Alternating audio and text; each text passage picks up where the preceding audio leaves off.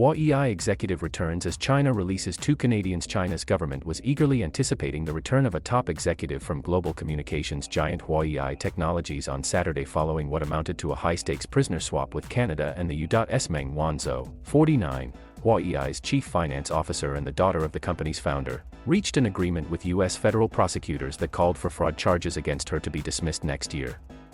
As part of the deal, known as a deferred prosecution agreement, she accepted responsibility for misrepresenting the company's business dealings in Iran. The same day, two Canadian citizens held by Beijing were freed and flown back to Canada. Meng was expected to arrive late Saturday in the southern technology hub of Shenzhen where Huawei is based. Her pending return was a top item on the Chinese internet and on state broadcaster CCTV's midday news broadcast, with anchor Tian Liang saying Meng was returning home by dint of the unremitting efforts of the Chinese government. Foreign Ministry spokesperson Zhao Jian reposted on social media a report on Meng having left Canada, adding, "Welcome home." Former Canadian diplomat Michael Kovrig and entrepreneur Michael Spavor were arrested in China in December 2018, shortly after Canada arrested Meng on a U.S. extradition request. China charged them with endangering national security and sentenced Kovrig to 11 years in prison, although their arrests were widely viewed as an attempt by Beijing to gain leverage in the Meng case.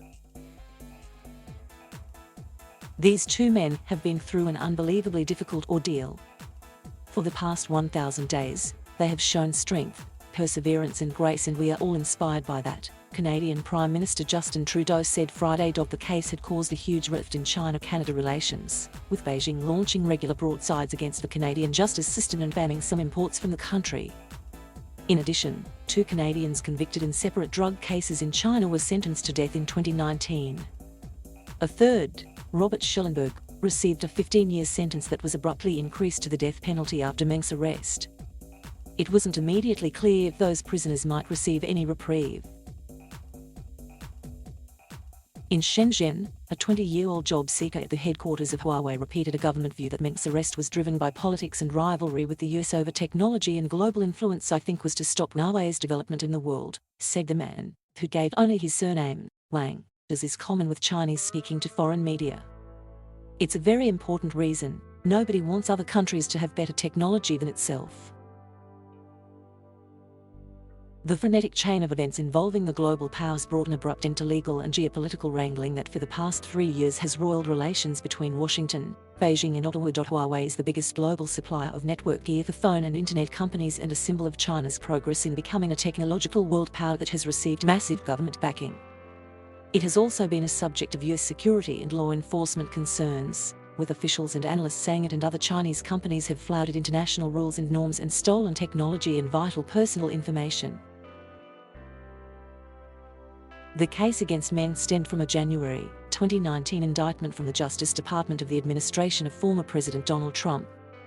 It accused Huawei of stealing trade secrets and using a Hong Kong shell company called Skycom to sell equipment to Iran in violation of US sanctions.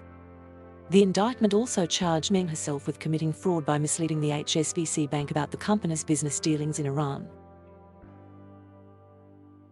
The indictment came amid a broader Trump administration crackdown against Huawei over US government concerns that the company's products could facilitate Chinese spying.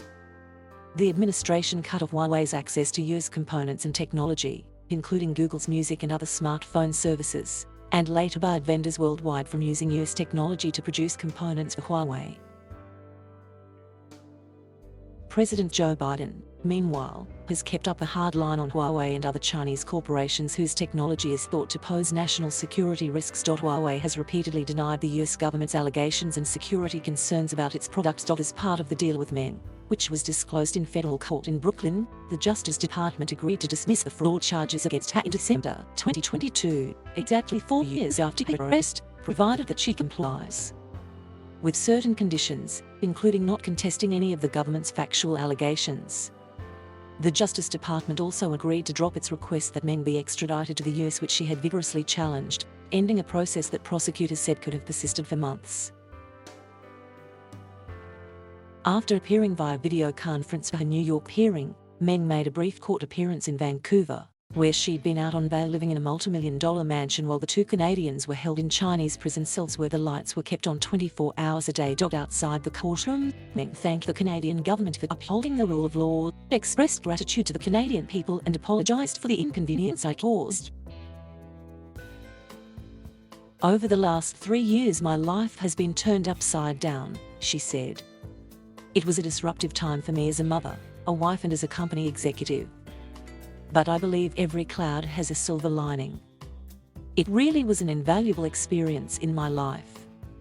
I will never forget all the good wishes I received." Video was also circulated online in China of Meng speaking at Vancouver International Airport, saying, "Thank you, Motherland. Thank you to the people of the motherland. You have been my greatest pillar of support." Shortly afterward, Meng left on an Air China flight for Shenzhen. Thank you for watching. Please subscribe